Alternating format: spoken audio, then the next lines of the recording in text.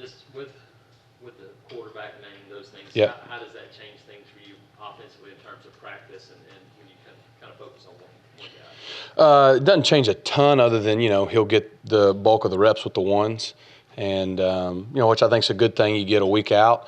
Good to get all those reps and try to get, all the guys that are going to be running with that first group on the same page. And so that's probably the biggest thing more than ever. And, in a typical game week, obviously the starter gets all the reps with the ones. The backup gets all the reps with the twos, maybe some with the ones. And usually it's hard to rep, more guys than that. So it's kind of the biggest change.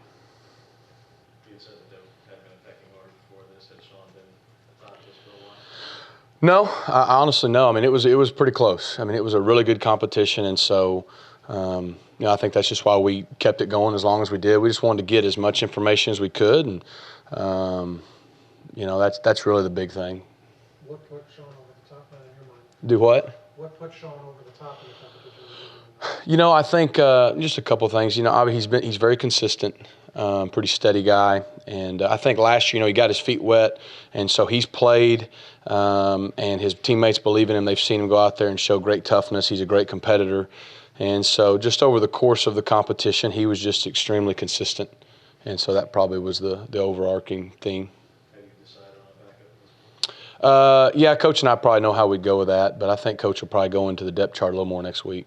How have each of them, John and Jeremy, how they each handled it, specifically Jeremy with Yeah. his family situation? Yeah, they've handled it great. I mean, if people weren't somewhat disappointed, you'd worry about if they were a competitor or not. So, but they've been great. They both have been very supportive of Sean. I think they both know that they still have a really important role on our team.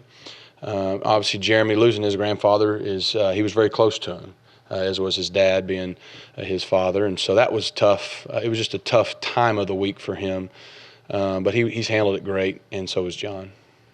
Rhett, is it kind of accurate to suggest if you're not the starter, you kind of have to do it on your own and make sure you're ready on your own, because the coaching staff's obviously focused on the guys that can take the majority of the reps in the first team? Well, I'd say, yeah, the backup usually will get all the backup reps. Now, the backups as a whole sometimes don't get as many reps as the ones. So, you look at if the ones are getting 100% of the reps, the backups, you try to always get them at least 50 to 70% of those reps also, but you don't get every rep. And so you try to make sure that those guys get all the reps of the brand new things that they've never done before. And then after that, there's things that we've been doing for a long time that they've got to be able to do and get a lot of mental reps. And so, yeah, I mean, it's that way at every level. It's harder when you're a backup or the number 2, the number 3 guy, because you may not get the same looks. But obviously, when you get your opportunity, you're going to be expected to execute those things at the same level. We've heard Sean described as kind of having a mean streak about him, some of those things. When you see a quarterback like that, what does that say to you? And I guess how important is that to have a little bit of that edge? I think it's very important. I think at the end of the day, it just goes back to he's a very competitive kid. And you just look back at his journey coming through high school. He was always an undersized guy. People said he didn't have a strong enough arm. He's the last guy invited to the Elite 11, goes out there and wins it. He's the alternate in the Under Armour game, wins the MVP. And so he's kind of always played with that chip on his shoulder. He's tough. I think he proved last year he's tough, probably to a fault. Sometimes you'd like him to avoid some of these crazy hits he would take in the pocket. But the big thing is he's got the toughness to stand in there and take. And I think that your teammates respect that. How is my player-coach relationship different with Sean as opposed to I treat them all the same. I mean, now each kid's a different kid, so, we have different relationships, but I wouldn't say it's any better or worse. I try to have the same relationship with all those guys. We're pretty close. Very rarely do I pull one aside and talk to him without the others. I just think at the end of the day, being as honest and truthful as you can with those guys is the best way to do it. Not a lot of secrets in our room. And so I'll talk to those guys all at the same time a lot of times about whether it was a competition or now what we're going to decide to do and how we're going to move forward. Sean now being here his 3rd year here, going into his redshirt sophomore year, a lot of things we talked about in the spring and the summer is it was time to, he's been in college now for 2 years. It's time to really take that next step of growth and maturing as a young man, as a leader. And I think he's been doing a good job of doing that. There have been some questions, obviously, since high school about Sean's arm strength, but have you seen him maybe drive the ball a little bit better now that he's healthy again, maybe like we saw against Arkansas instead of? Yeah. Yeah, I mean, Sean can make every throw on the field, and he takes it pretty personal when you question, can he make the throw? I think the 4 games earlier in the year last year, I think he started Mississippi State. We had San Jose, Kentucky, and Arkansas before he was really injured. I mean, he got hurt against Arkansas, but before the injury really took effect, you saw he could make all the throws. And he was a pretty good athlete. I think he pulled a read and ran 40 yards against Mississippi State. So he's a better runner than people would give him credit for. But when he hurt his knee and particularly his foot, it changed a lot of things. And being the foot you plan on makes it tough too. So his arm has been able to make all the throws we've asked any of the guys to make. You mentioned one of the issues he had last year was it was as far for him as a redshirt freshman want to go up to like Ricardo or somebody like that and really kind of get in his space. You know, he's a little more take charge in that regard now. Yeah, he is. He's more comfortable, and I think for a guy, a lot of times the fact that he's gone out there and played in some games, won some games, you feel a little more confident to do that. Like you've got the respect to your teammates a little bit more, and he's just older. But yeah, I mean, it's always hard for a guy that was a redshirt freshman to go up to a 4th year, 5th year senior and kind of correct him on some things, or and so. But at the end of the day, if you're the quarterback, it doesn't matter if you're a true freshman or a senior. You've got to have the confidence to kind of take charge and tell the guys what you need and communicate on that level. And so I think he's a little more comfortable with that now. Kyle Davis has been back for about a week now. How's he doing? Who? Kyle Davis. Yeah, Kyle's doing really well. I mean, he looks healthy.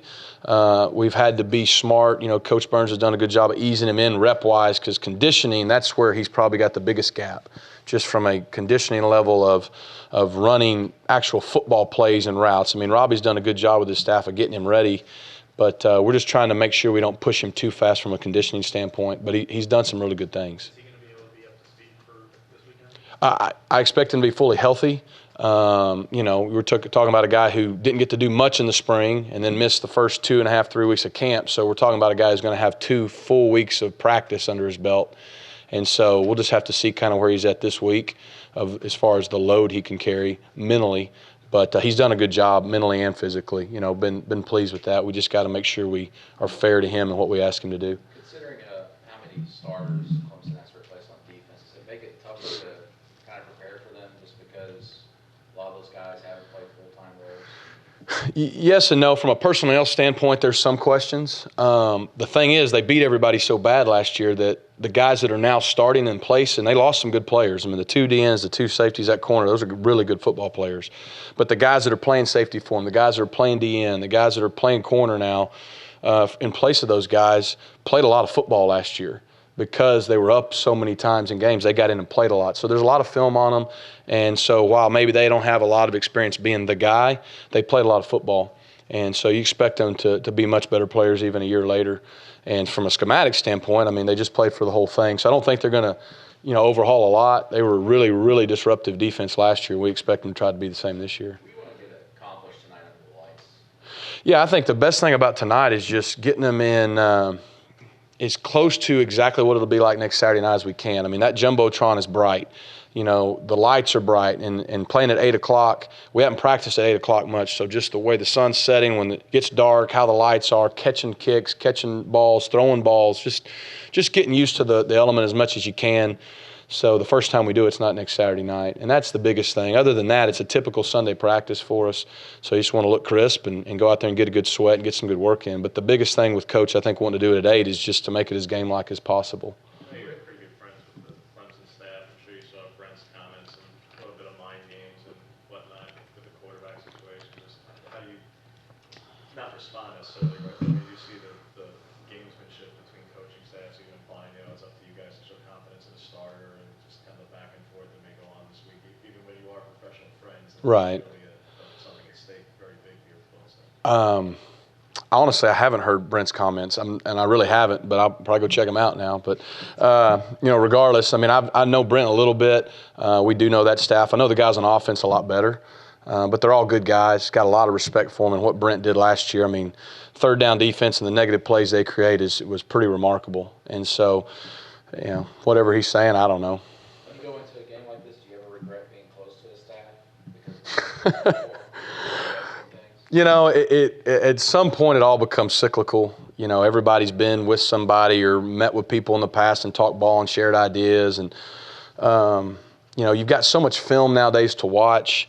What's on film, you have an idea and you can prepare for. But even then, they may have a plan to play you a different way, or they've had all off season to work on one opponent. And so the first game is usually a little bit unique. That first quarter, usually they're probably going to see some things from you haven't seen, or they haven't seen, and you're going to see some things from them you haven't seen. You just got to adjust. And it's never fun to play people you're close to or friends with, but it happens. So just do it. John or Woody or both for scouting purposes for Deshaun? Really right now, those guys have been competing.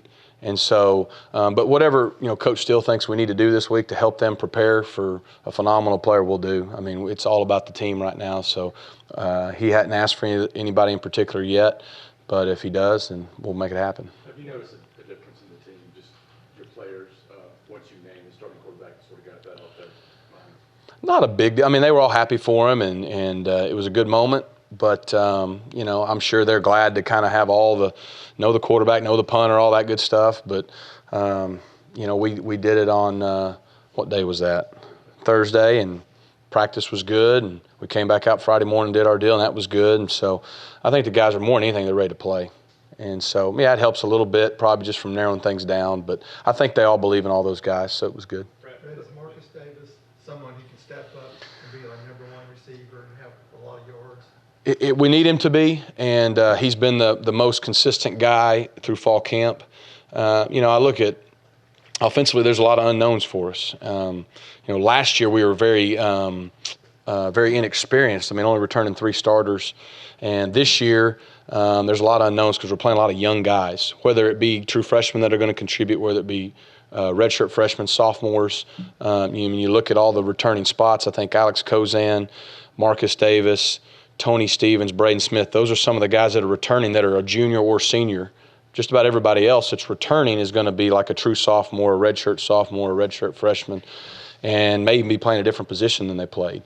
So with the newness of the young guys that are going to be playing, you got to have guys like Marcus Davis, Tony Stevens step up, especially in the early games, because no matter whether you feel like a guy talent-wise is ready, we're still playing one of the best teams in the whole country in prime time, first game of the season. There's some newness to that. So we're going to need those older guys and Marcus being a leader to step up for us. Have you seen a different Tony Stevens this year? 'Cause it seems like every year Yeah. he's gotten closer and closer. He has. The big thing for Tony in the past has been his consistency. He'll make some wild plays, and then he won't make some plays that seem fairly simple.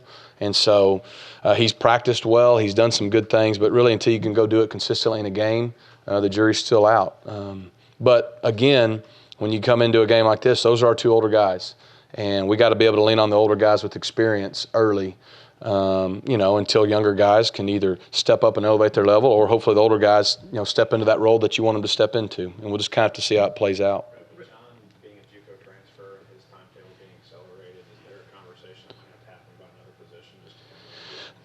Not yet. The thing that is tough, again, like I've said, to be fair to John, I mean, John wasn't even the starter on his junior college team last year. And when we recruited him, we signed him as an athlete.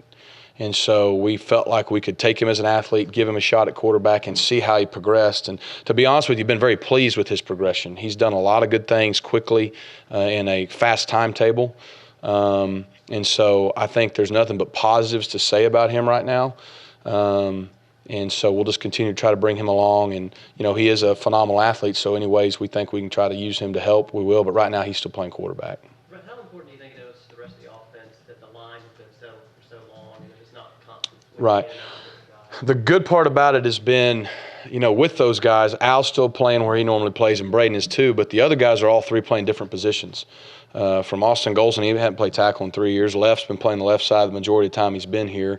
And then X has not played a lot of center in real game situations. And so I think that's been the best part of trying to get some continuity. Again, until we play somebody, we may think we know how they're going to respond, but it's just crazy how every year some guys surprise you in a good way, some guys don't. So they surprise you in not such a good way. And so you just got to be ready to adjust. Starting tight end, Jalen Harris or Landon Rice? Coach will get into the depth chart for every other position on Tuesday, I believe. I know I might be asking you to go back a couple of years, but I remember when you guys were getting ready to play Kansas State, you were very highly complimentary of their defense. Yeah. How fundamentally sound they were. Rhett spent 6 years coaching there under Bill Snyder. Do you Yeah. see some similarities between the defense at all? I do, but Brent has a different style. You know, they're very. You play Kansas State, you're gonna know where they're gonna line up, and you're gonna look at them and go, well, we know exactly what they're gonna do. It can't be that hard, and then they execute it so well. I would say Clemson executes at a level like that, but they're a much more aggressive team. I mean, the blitz packages, the multiplicity of the fronts and the coverages and what he'll do in certain situations, it's a different level of what they're doing at Clemson. Again, I think they led the country in negative plays last year. They were top 5 in third down defense. And, I mean, they're just very disruptive. And so they can get you off track with a negative play in a quick instance, and then that can affect the whole series. And so, you know, that's probably where they differ the most. But there are some similarities you can tell. How important, because that, I mean, you guys have done a lot of blitz pickup. Yeah. In the preseason. Yeah. For carry on, Cam, those guys, how important is that this Saturday? It's big. I mean, you got 3 guys playing running back there that haven't done it a lot, especially on third down in our league. Now, they've done really well. I got a lot of faith in those guys from what we've seen in practice, and Tim's done a good job prepping them. But yeah, I mean, we're going to see some good looks. I fully expect that. So hopefully they respond well in a game situation. Read the other day, Marcus said that Ryan Davis was also working. It's like as far as the first team receivers, is he probably the guy that you've seen the most progress from the receiving group from last year to now? It's probably a little early to say the most progress, but he's had a really good spring. He was one of the guys I thought was a bright spot in the spring and has continued to do some good things in the fall. And then when you start looking at it from a young receiving core, you got Marcus and Tony, your seniors. After that, really Jason Smith and Ryan Davis are the next 2 guys that have hardly any game experience. And so everybody else is going to be a true freshman, a redshirt freshman, or someone like a Stanton Trude who hadn't played a lot because of injuries. So, you know, he's a guy that needs to kind of be in that group that can step up early and make some plays for us. What are you looking for out of your group from now until Thursday, really, kind of finish up preparation? Well, just, you know, you feel pretty good usually going to that first game. Once you get into game week, they're going to be pretty locked in and pretty focused. I think we ended the week well last week. I mean, you're looking at we got tonight and 3 more days, and it's time to play. So, you know, from a physical standpoint, a lot of that work is done. We're still going to have a good practice Tuesday and Wednesday, but just mentally, you just want to be crisp. I mean, execution is in this first game. You can rep it until you're blue in the face. Till you play it against some good people, you usually learn a lot.